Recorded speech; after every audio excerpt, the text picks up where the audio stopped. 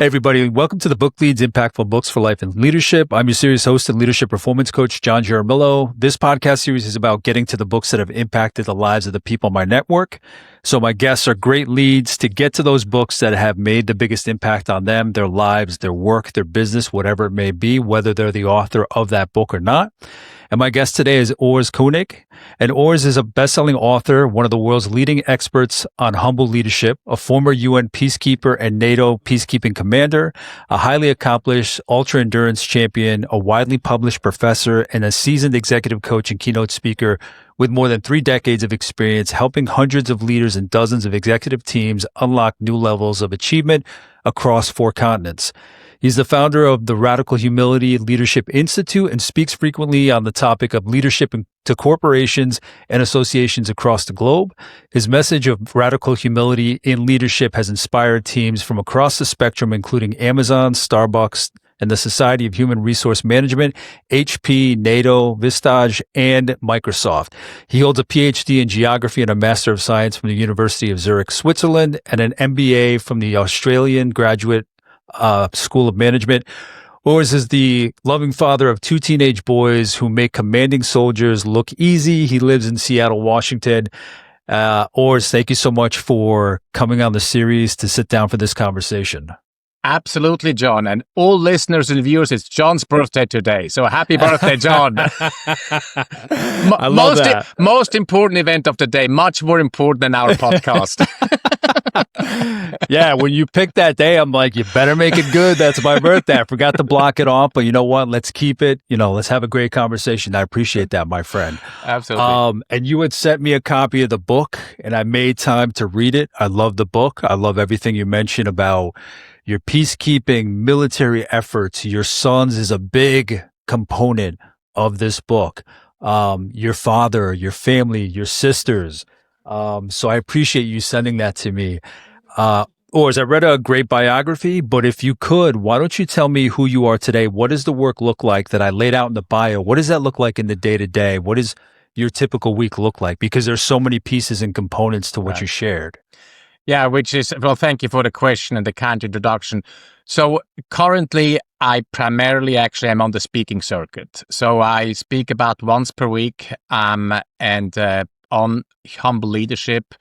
And so that is frankly what keeps me busy with the traveling and the prepping. So currently it's primarily speaking. I'm honestly, and you'll find through our conversation, I am very open, don't have a problem admitting vulnerability. I'm still a bit burned out from the book, to be quite honest. So, when you're going to ask me, what about the next book? There's no next book at this point. And we can talk about, I know you're interested in writing. We can talk more about my experience, which has been wonderful and very tough indeed. So speaking is where it's mainly at the moment.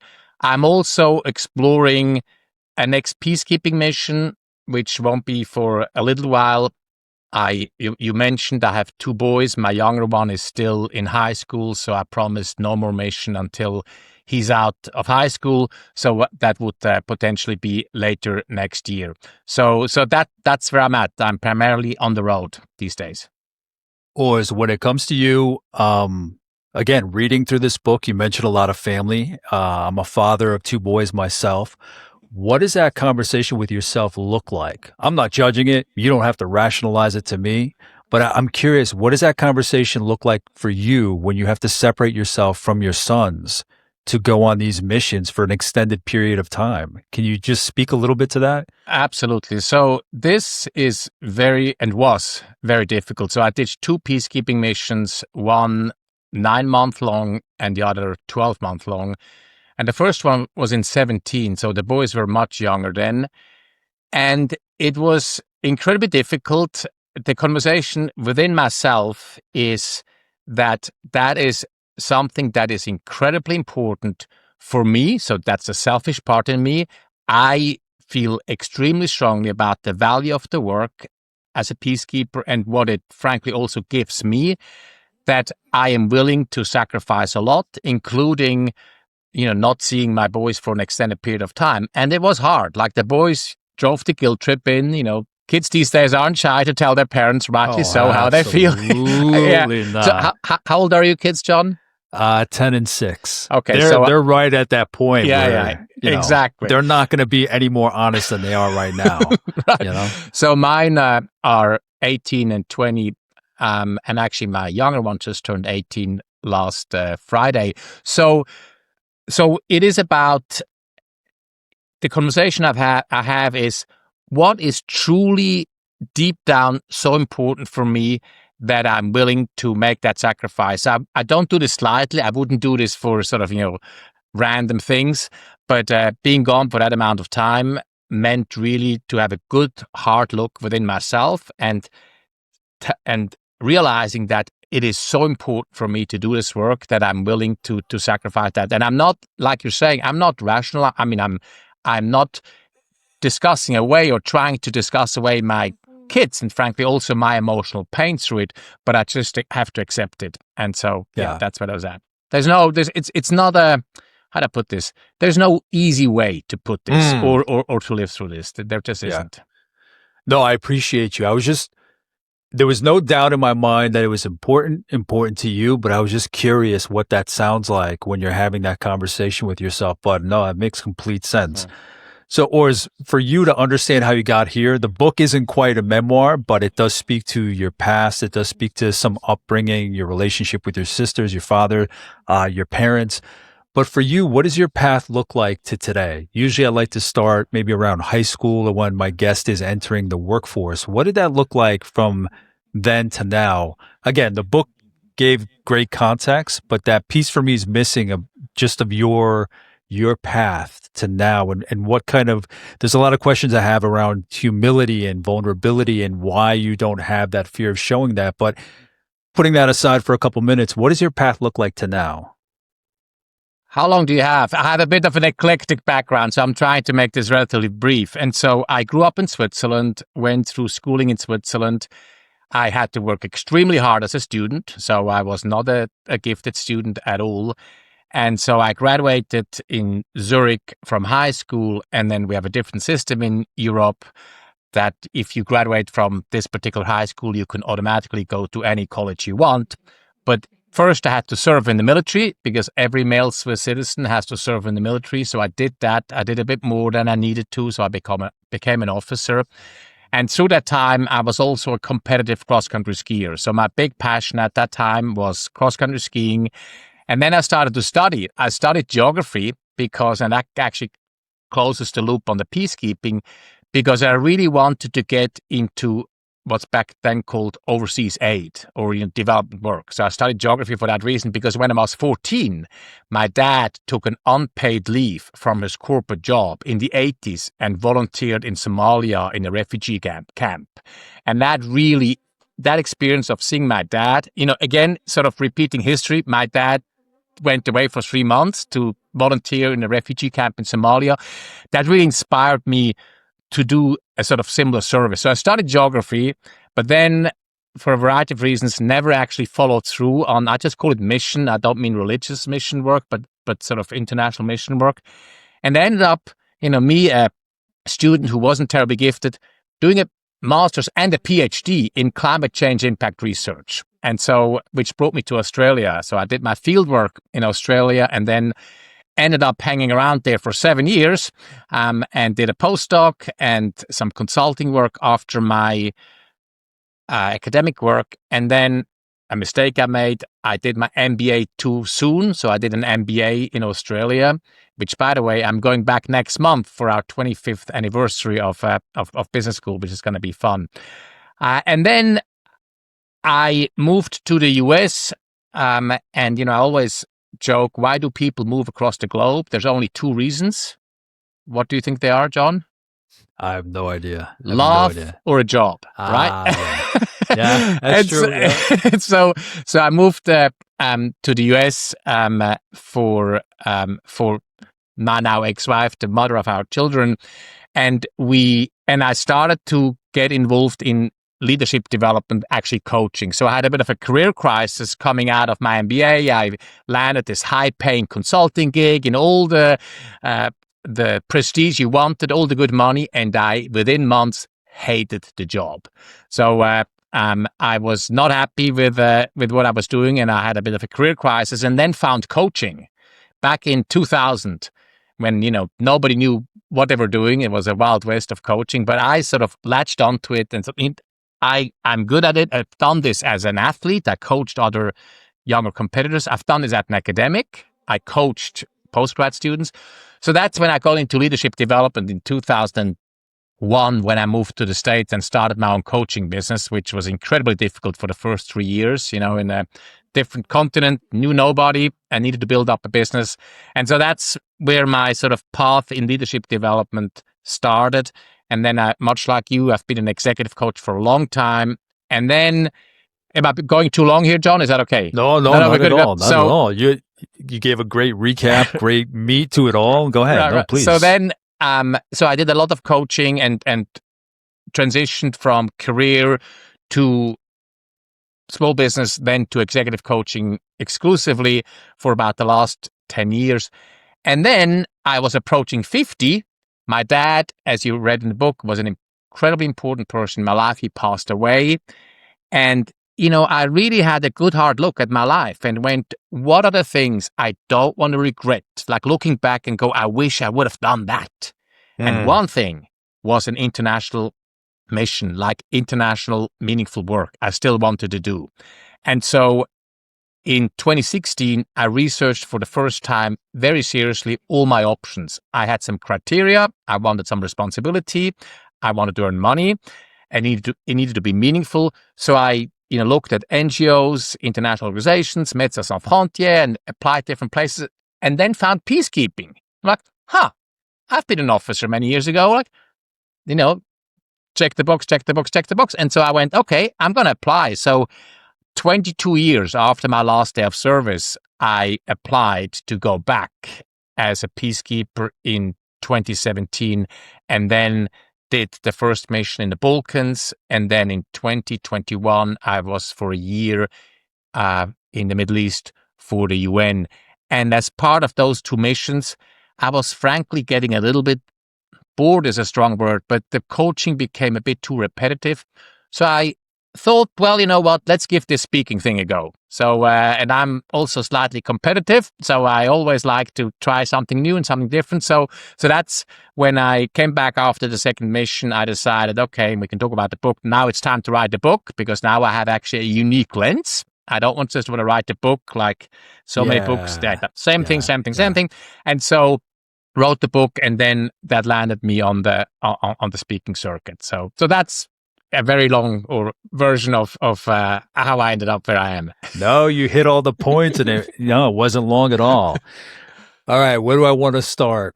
I'm sure I'll go back to, well, no, I'm curious because it is a big part of who you are, because one of the main stories that you tell, one of the first big stories you tell in your book, was one of your ultra endurance races and all the medical issues that you had, because, and you adjusted your preparation to the next races after that. What got you into that particular ultra endurance races? I'm coming back to my dad was a huge influence. Like my dad was a very successful competitive athlete, and he sort of instilled that in all. I have two sisters. My middle sister, I write about in the book, who's the most successful athlete actually out of our family. So he instilled that. And then frankly, too, it's just moving my body, and it doesn't have to be an ultra, but moving my body on a regular basis is one way for me to manage my mental health as well. So my anxiety, my just overall well-being really is helped through regular physical activity. I mean, I've abused my body plenty, so I have lots of issues. I have to be careful not to overdo it these days. I'm 58 now, but I still move my body every day. And so that's sort of, on the big picture around the physical activity. But the ultra endurance competition, I still love, and occasionally I can still do something. And what I love about it is the purity. John, our lives are so complex. There's always so much going on. And you had just tech issues in the green room. Like we've so much stuff going on. When you're in ultra racing, it is 24 hours, 36 hours. All you need to worry about is, am I eating enough? Am I drinking enough? Do I need to go to the bathroom? How's my pacing? what's the next, the next milestone. So life becomes, in a beautiful way, like very pure and simple. When people who rock Very good climb point. have Very good a point. very similar experience. So it is a laser sharp focus, and everything becomes very simple. And so I love that about it. I really do. It's almost like it's a mental journey as much as it is a physical journey. And then, frankly, I mean, I'm competitive. I like, not necessarily these days against other people, but with myself, I do like to push myself. The other thing a lot of it stands out, but the other thing that stood out when you were talking about when you went to Australia, you did your PhD, postdoc, and then MBA, but you said something to the effect of, I did it too soon, or I jumped back. What was it? Just you didn't give yourself enough time to kind of recoup from constant work? What was it specifically that hit you? So the MBA, I should have actually worked more. I should have gotten more experience in the business world. I pretty much came out of academia and did a few consulting gigs. But what I should have done is actually sort of earn my stripes and go into the workforce in business and work for a few years and then go back to business school. It wasn't a big thing, but in hindsight, there's plenty of things I would do differently in my life. That's just Amen. one thing. Amen. Exactly. We can compare lists, but and then the other thing was, what was it about the work when you got to the States? How would you put that? How would you convey that about the work that just wasn't satisfying? Or you were looking for something else to check off the boxes? Right. Yeah. So you know what? That is one thing that I've learned about myself. It is too easy for me to get caught up in sort of a competitive environment, and business school almost by definition is very competitive. So everybody back then was going for investment banking or management consulting, and I got caught up in this and succeeded. But then what happened, and that was actually a big learning for the rest of my career, I realized that while I enjoy an intellectual challenge, I also really have to care on a personal level about my work. In other words, it's not good enough for me to just engage from the neck up. So, solving complex spreadsheeting problems and slashing $200 million out of the cost basis of an Australian airline. Like, that's interesting, but it doesn't really fill my cup enough. I need to have the heart in it as well. I need to have the personal connection and the personal care for the work I do, and I didn't. And so then coaching gave me that, because as you well know, I'm not a strategic coach, but we get to know interesting business situations and learn about different industries. But I'm always there for the client, for the person, and not just the worker. And so I love this intersection, and it's actually true with speaking as well, between interesting business problems and the deep personal work that is required to actually help someone through a transformation. So that was missing in consulting, and that's why I didn't like it. Gotcha. Before we jump into the other questions, you've mentioned your father plenty of times, your family. Obviously, I can tell your family is very important to you. Can you speak a little bit about your father? Only because there's a part in the book where your father's passed away, and there was a couple pages where you wrote to your father. Well, I love that part, by the way. Dude, I could cry right now thinking about it. So can you tell me a little bit about your relationship with your father? It was beautiful. So I'd love to hear anything you could share about some of the things you shared in that letter, or how you read at his service, about maybe not seeing things the same way, you seeing them the way he saw them. Can you just explain a little bit about that, and what your father meant to you? So my father, the book is dedicated to him. He really was one of the best humble leaders I've ever known. And he was deeply meaningful. I looked up to him my whole life. And, let's be real, it was also a complicated relationship. My dad was an Uber father. He was successful academically, business, socially, athletically, like almost impossible for me as the only son, the oldest child, the only son, to live up to his standards. And that was a struggle through a lot of my life, despite the emotional closeness we had. And we would once a year, even when I lived abroad, I've been away from Switzerland for 35 years now, we would once a year do something together, like, an outdoor activity. And so something adventurous. So we were remained very close. We would call and talk often, and not just small talk, but actually meaningful stuff. But it was complicated for me, and I had to, and I think I write about this, almost physically remove myself from Switzerland in a way to sort of establish myself somewhere else, because it was so hard to live in the shadow of my father. But and I can say this to both our credits, we were actually able to talk about this, right? And so and to acknowledge for what it was, and still be there for each other, and love each other. So that and then one thing that is beautiful. So my dad passed away after a horrific stroke with assisted suicide, which is legal in Switzerland, and actually that experience as a family, I mentioned I have two sisters and our mom, of helping our father through that process actually got us closer. So my relationship with my two sisters and my mom has actually, over the last, whatever it is now, like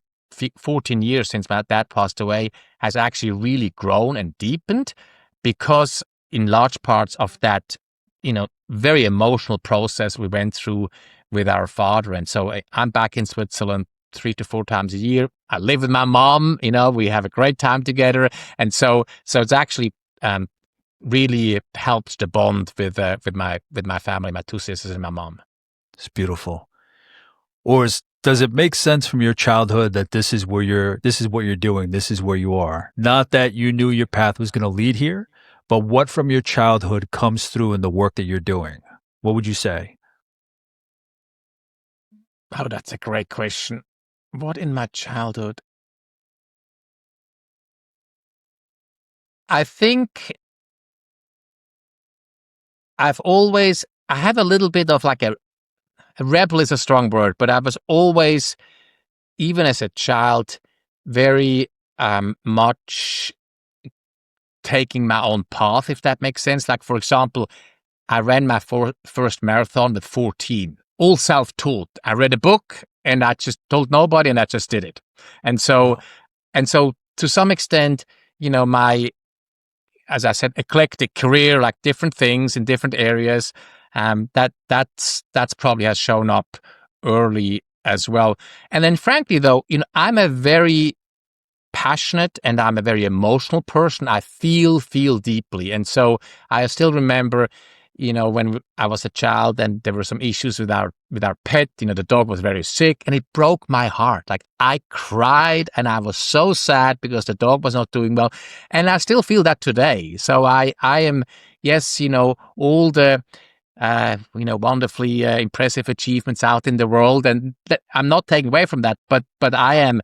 I talk about tough and results and tender on people. I really am a very tender person, actually, and I feel deeply, and sometimes I actually have to keep that in check, because I sometimes actually sacrifice business outcomes because I value the relationship more, if that makes sense. And so I'm that sort of deep feeling has shown up as a child, and that still shows up today. And sometimes it's difficult, but it's a strength as well. Like, we talk about in coaching, every weakness is a strength overdone, right? I think that was Marshall Goldsmith, actually.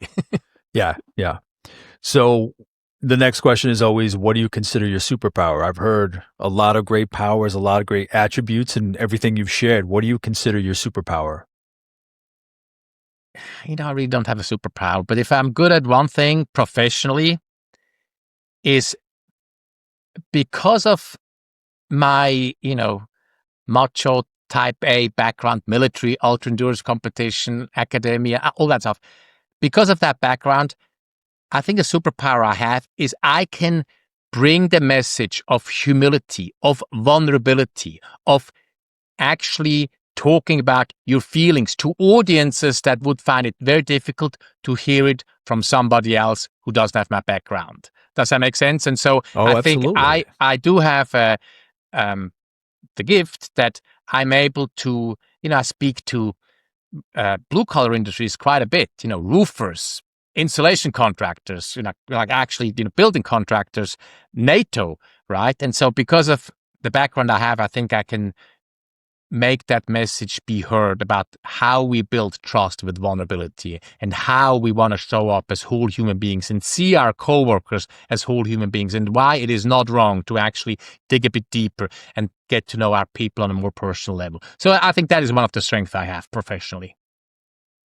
You've spoken about your dad being like the OG humble leader. That was what you saw when you were younger. Can you speak to, before we dive into my last question, before we jump into the book, can you speak to the humility, the vulnerability? I've heard some of that in what you've shared so far, but speaking directly to that, where does that come from? How much of it was, obviously you say you kind of take things in, the story of the dog who was sick and whatnot. But what kind of words do you put to it in terms of your life? Where does all this discussion about humility and vulnerability and openness, can you explain where that comes from? Even before this work, where does that come from in you? I think it fundamentally comes from. It's a great question. I have to think about this for a second. I think That's certainly all right. it's been instilled in me by my dad that despite whatever we might achieve out in the world, we are all still humans, and we all have, and everybody has insecurities. Everybody has weaknesses. So maybe it's honestly, I'm struggling to answer the question, but what I know about myself is that it's been always very important for me in interactions, even as a child, as a teenager, to actually talk about the real stuff. Like, I have very little time for superficial small talk. I mean, there's a no, I laugh because I'm the same way. I'm so bad at just kind of repeating the ins and outs of our days. I want to get to like the real stuff. Right. There is to be clear, as you well know, John, professionally for sure, there's a time and place, and certainly we can do it. But I get bored, frankly, very quickly. I also have no time for people who constantly talk about themselves, and in socially and professionally. And so I think a lot of that has been instilled by my dad, and that at the end of the day, that even the most successful people, on my mom's side, there's a long line of extremely successful business executives, and even they owned their stuff, and when they came home, they were still just the father or the husband or the brother. So I'm not sure I'm answering the question quite right, but it's really something that's just innate in me, and really authentic. And I'm not a big fan of authentic leadership. We can talk about that. That's a different conversation. But the book, or the message of humble leadership, comes very naturally to me, if that makes sense. Yeah. Just to give her own credit and her own due, can you speak about your mother as well?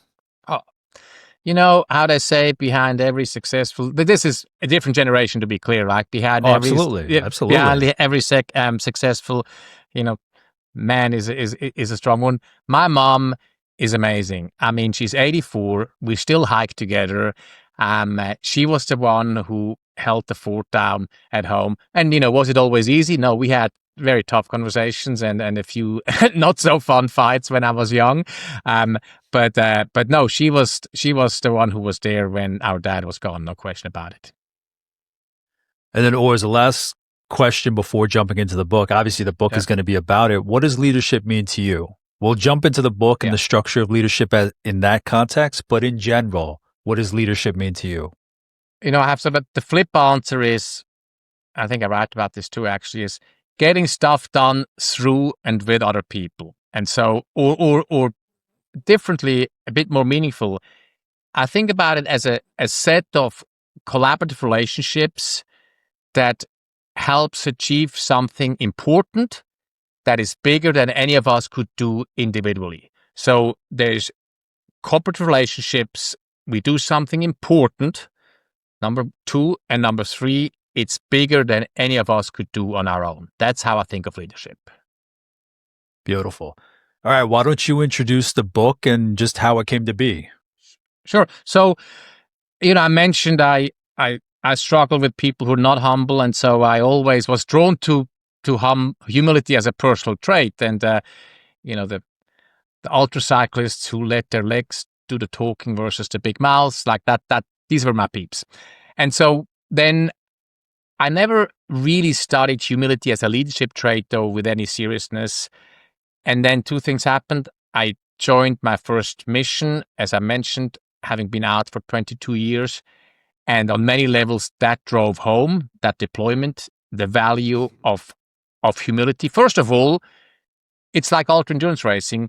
You get put into a totally different environment, a conflict zone, and you think you understand it. No, you don't. Even when you leave after 9 months, your questions become better, which is an important part of humility. Your questions become better, more intelligent, but sometimes it seems almost the more you learn, the less you know, if that makes sense. And so it's, and your questions, and there's research around this, how people who know more are actually more insecure around their level of knowledge.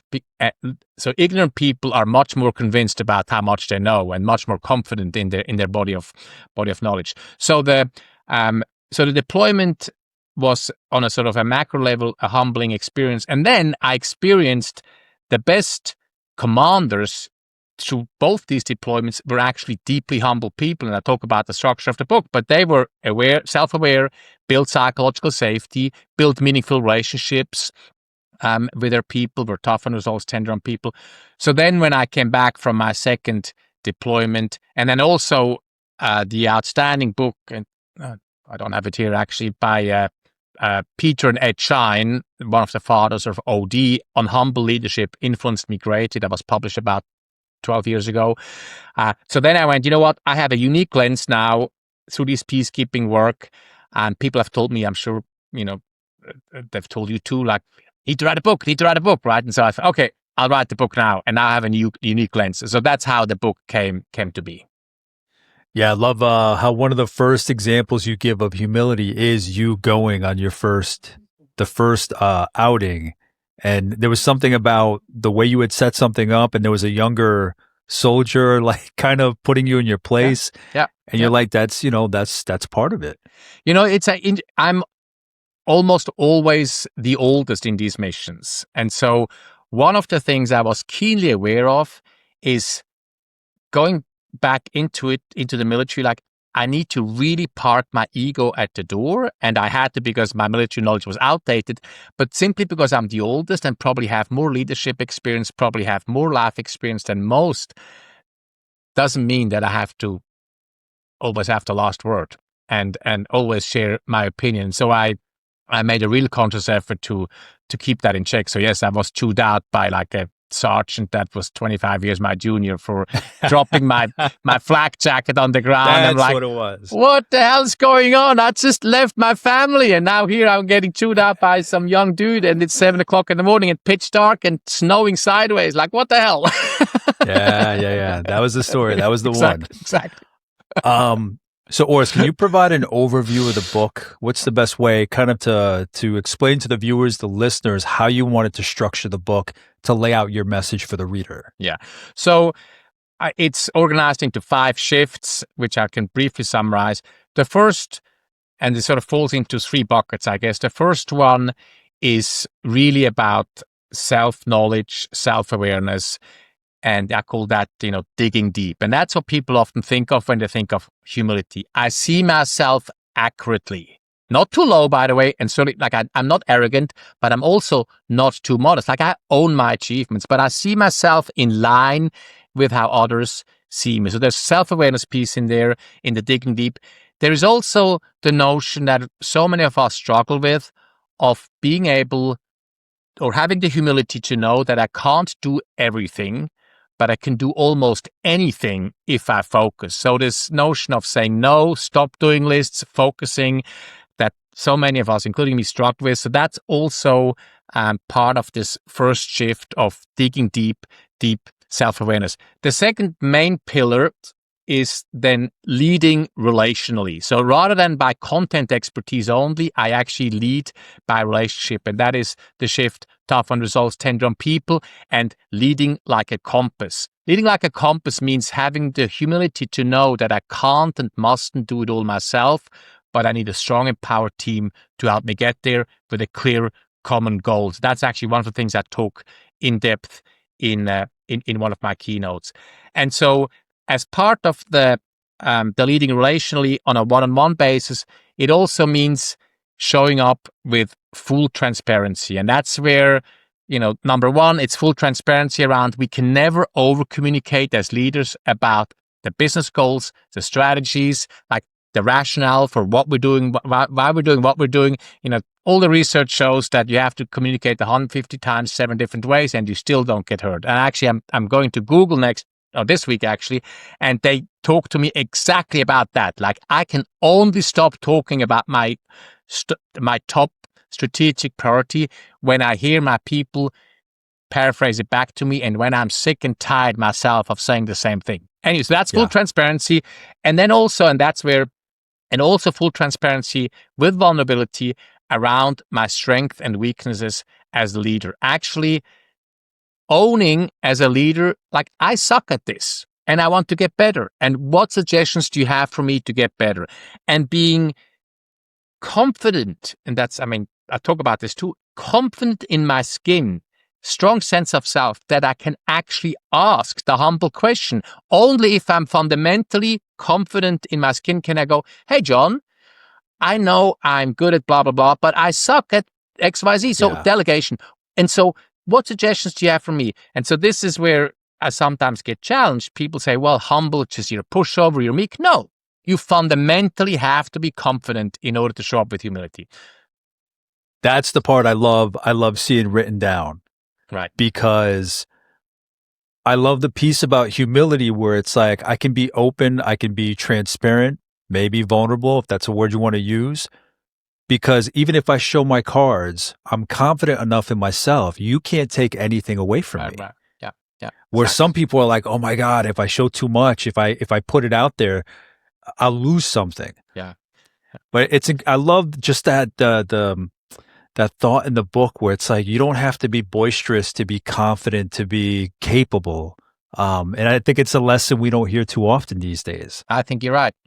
So, just maybe 2 quick anecdotes on this, and then I can talk about the fifth shift. So Professor Amy Edmondson, the queen of psychological safety out of Harvard, she tells the story about a United Airlines captain who opens every crew meeting with these words. He says, I have never done a perfect flight before, and I'm going to prove it to you again today.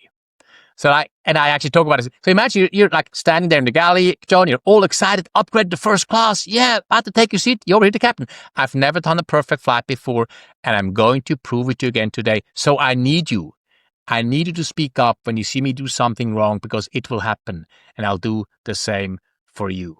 So the captain knows there is no such thing as a perfect flight. I'm flying to California tomorrow. There'll be mistakes made on my flight. But because the captain ensures that everybody feels safe to speak up, mistakes that are made by individuals, including her, the CEO, the top dog of the plane, are caught by the collective, and the flight becomes safer. That is a super appropriate way to encouraging speaking up and to show up with some appropriate vulnerability. Yeah, I like how you mentioned the work of, I think it's David L. Marquette. Yeah. Am I pronouncing it? Turn the ship around. Yeah. Turn the ship around. I read his other book, Leadership is Language.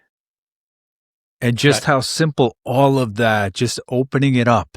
Yeah. Instead of hoarding your information, blocking your uncertainty, pretending that you're on top of everything. It's just like that fear that plays into what somebody can deliver, how they stop themselves because of that fear within themselves. And look, I had that fear when I rejoined the military, and I knew my knowledge. My team knew much more about some of the military procedures than I did, and I had to be very transparent, and I wanted to be about what I didn't know, but to be very clear, and I want to really make that point. Humility is no replacement for competence. Absolutely not. So never want to hear that. And I know you're not saying it, but like I feel super strong. Like we need to work on being humble leaders while at the same time work our sweet behinds off on our technical competency. Otherwise, we lose all credibility. So, and just one other quick anecdote. My commanding officer in the Middle East, how she showed up with a bit of vulnerability. She opened an after-action review with these words. She said, "I screwed that up, and I know it. And here is what I'm going to do about it, so it will never happen again." So she opened up, owned her stuff, and then made it safe for all of us, all her directs, to do the same thing, all because she went first. And so, go ahead. Now, when you've heard leaders go first like that, and maybe they left the room right after, what was the reaction from some of your peers? They loved it. And by the way, we already knew that she messed up. Like, that's the thing about that. That exactly. Like, me simply owning what everybody already knows, like, it makes me relatable. Everybody admires perfection from a distance and nobody can relate to it. And so that is true 100%. Now, there is appropriate, and I write about this in the book, there's appropriate and inappropriate vulnerability as well. So going in and saying, "I have no idea what we should do. I am so afraid. Anybody take the rein. I don't know what to," like. No, that's not what I'm talking about. I'm also not talking about opening up about my darkest secrets, my biggest childhood trauma. That's not the point. Yeah. The point is saying, "Hey, this is really tough. I feel the pain too. We all feel it. I need all your folks' help. We need each other. You need me. I need you. We need to go through this together." Like that, and that's why we're in leadership positions. We don't just come in and unfiltered, share our feelings. But I like that you also focus on relationship building, meaning you're doing it before it hits the fan. That's exactly right. You know what I mean? You're not waiting until something happens to then show up. You're building those relationships, demonstrating those little things as you go. For the time that you do need it, people are already open and aware and will share what they see. That's exactly right. I love that you mentioned that, John, because that is actually a core piece of my work, the value of relationship building proactively as a preemptive move. And so I share a story in the book during my second peacekeeping mission where I did exactly that. I made a point of having get to know each other 30-minute meetings with no business agenda. Just like, what are the expectations of me as a senior and, concerns and hopes for the mission. And so just building that relationship then made it possible for me to rely on these people when I needed something from them. Our first interaction wasn't, "Hey, John, help me out here. I have a problem." Because our first interaction was, "So, John, what do you hope to get out of the mission? Like, how's it going for you? Tell me about your family. What are you into? Like, how can I help you?" Exactly. Building bonds with others is a preemptive move. So that's, and it's never efficient. I know that, but it's always effective. And then to close the loop on the structure of the book, the fifth and last shift is championing a fearless culture, psychological safety. So, of course, there's so much work done around this, and I put the peacekeeping spin on it, so making it safe for each of my team members to speak up with questions, concerns, without fear of being shamed or worse, risking their job. So that's sort of leading relationally on an organizational level, and the other pieces beforehand were more one-on-one. So it goes from self-awareness, leading self, one-on-one, to organization. Beautiful. Urs, what as a father to father, but the lessons are there for kids. How do you incorporate this kind of thinking or setting that tone or that guidance, that modeling for your sons? I really do think that a lot of these lessons transcend from parenting to leadership and back. I think one thing. Look, by the way, let me be crystal clear. Parenting is the hardest job I ever loved. And it kicked and it continues to kick my ass, on a regular basis. Yeah. So to be clear, and there's lots of things I need to get better at. But one thing I think I do well is that I show and talk about to my boys with appropriate vulnerability. Like when I talk to a counselor because I'm going through a tough time, like I tell my boys, like I'm talking to my counselor, right? Because I'm having a tough time about whatever it might be. And so I'm talking to a third party to sort of process my thinking and my feelings. I also talk to them about the importance of relationship building. There's actually this is a quick side note here. I quote a study in the book by Bradley Owen, who's one of the leading academic researchers on humble leadership. And he looked at what's the best predictor of a student's grade. And you would think it's perseverance, hard work. It's actually humility. Humility in my hometown here in Seattle at the UW, University of Washington, I did that study. Why is it humility? Because humble students accurately assess how much they have to study. So they have good self-awareness, so they don't overestimate themselves. So that's the stuff I talk to my sons as well. So realistically look at how much time you need, and maybe you need more time than you actually think. The second piece of this humble showing up by students is they look at other students who do well and they start to model them. They start to, he or she does that. They don't have the arrogance that they think they have all the answers and that their way is the only right way. And then lastly, they ask for regular feedback. And that is maybe if there's one lesson I really drill into my boys is like, you got to engage with the teachers. You got to engage with the TAs. Constantly ask for feedback, because not only does it give you valuable content inside, it also shows them that you really care and that you want to do well. And believe it or not, that actually makes a difference if you just want to be a bit hard-nosed, also in the grades. If you have two students and they both have equal academic performance and one really shows that he or she wants to do really well by constantly engaging and asking feedback, then that person probably gets the better grade. Rightly or wrongly, but that's how I feel. So that's how I try to talk to my boys about humble leadership. Yeah, and the other piece that I like about your book, and I love that you cite these studies, research, other books. I love that you bring up radical candor. Yeah.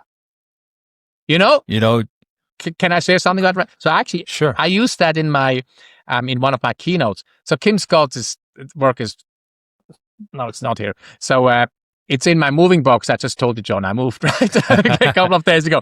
So you have it there, right? So in that book, she talks about the whoopsie daisy, which I actually use in my keynotes. And the whoopsie daisy is an exercise, a low-tech exercise to build psychological safety. So 2 stuffed animals, and I don't have them here right now, a killer whale and a whoopsie daisy. And I do this on stage. At the next team meeting, nominate somebody for the Killer Whale Award, somebody who you've seen do outstanding work. And that person then nominates somebody else the following week. Then self-nominate for the whoopsie daisy. Share something that you messed up that week. Doesn't have to be something big. Maybe missed a deadline, misspoke in a meeting. Then somebody else next week self-nominates. So this is one very simple thing of sharing our mishaps, being more transparent and open so everybody can learn. More importantly, we feel more comfortable about, owning our stuff. So anyway, that's it. So Kim Scott's, all this stuff is great. I love her. Yeah, it's amazing. Because it's amazing. Again, this plays into the same thing as David L. Marquette's books, where how much isn't resolved, how much isn't avoided because people don't feel that ability to be honest, even if it's something you don't want to hear. Put in such a way, civil, not angry about it. But it's amazing how much gets by us that doesn't have to, because people don't feel safe enough or don't speak up. Yeah. I've heard that so many times where somebody like at the peer level will say, this is wrong, this doesn't look good. I'm like, all right, we'll say something. Oh no, it's not my job. Right. Yeah. And that just shows you what kind of environment it is where this person can't feel like they can speak up. Right. Because maybe there'll be some retaliation. Maybe they'll be looked at different. I don't understand it. I don't understand it at all, because I don't want to spend more time coming back to work. Maybe that's my motivation is I don't want to come back to do something again. I don't want something to bite me in the ass. Let's put this out there. Right. Yeah. If you put it out in such a manner that's respectful, like, no, I'm not going after anybody. Just this is what I see. Let's fix it so we don't have to waste resources coming back to it. So I appreciate your mention of both Marquette's and radical candor. Absolutely. And there is beautiful examples about that. enabling our people to speak truth to power, which is basically what you're saying. Like, Yes. Alan Mulally, former CEO of Ford Motor Company, he is famous for his turnaround of the Ford Motor Company. But when he walked into his first senior leadership meeting, you may know this story, all the dashboard indicators were all on green, meaning everything was going to plan. Everything was good. Yeah. Yep. So he turned to his team and it was, guys, hey guys, we're losing millions of dollars. You're saying there's nothing going wrong, right? Yeah. So then the next team meeting, Mark Fields actually would succeed Mulally. His was on red. And so he said, hey, we're holding the release of the Edge car because of technical difficulties. The whole room, dead silence. Everybody looked at Mulally, Fields. They all thought dead man walking. But Mulally, what did he zoom out? No, he started to clap. And he said, this is great visibility, Mark. Who can help Mark with this? And so I often talk about this. Our first reaction when people bring us stuff, even and especially when we disagree, meaning when they speak up about something, share something that is unpleasant to hear as a leader, our first reaction always needs to be, thank you for bringing this up, John. If we smirk, disrespectful, interrupt. Any kind of body language. Yeah, exactly. Everybody's watching, your whole team. But, leadership is not a popularity contest. You and I know, right? So we always ask, we always thank, we always listen, but then we get to decide what, if anything, we're actually changing. But it's really important to make it safe for everybody to speak up by actually and meaning it. Like, thank you for bringing this up. Urs, for you, my next question is always, I'm curious, what lessons have you taken away from your book? How have you changed? Obviously, the author's typically the specialist or the learning specialist, the person that's curious enough, knowledgeable enough to put it out there. But in writing this book and getting it out there, what in you may have shifted in your thinking on this topic, on anything at all? How did you evolve? I really loved, as I mentioned at the start, writing a book is tough. And I loved that it forced me, somewhat the force function, to really dig deep into what do I really believe? Because, I have a lot of colleagues, speakers like you and I and coaches, and then what do you actually believe? And people go, oh, so and I have too, and still do to some extent, but the book really helped me to crystallize, and a lot of authors say this, my thinking. There is some very, unsexy lessons as well. Opportunity costs are real. When you write a book, you don't do other stuff. You don't coach, you don't speak, you don't do admin, no marketing. So there's and it's long hours by yourself in front of the machine, and nothing beats that. And so I think there's a wonderful essay, The Talent of the Room. Writing is not about how good of a writer you are. Writing is how long can you spend by yourself in a room. It's not sexy, I know, but so that is that's something that I took away. And I'm an extrovert, right? So this wasn't always easy for me, but I overall I really loved it. And yes, I'm still a bit burned out, as I mentioned. Yeah, no wonder you don't want to jump to that next thing. Not just yet. Not that you have to write it on my prompt at all, but do you have a general idea, general direction? Absolutely. When you're ready, that you would want to go in for writing? What would you think? So I have a very general and somewhat maybe superficial direction, and I would crystallize it and obviously make it much more clear through more research. But here's what I'm struggling with these days. How come, if the research is so clear, and it is, that we continue to promote and elect the wrong kind of leaders?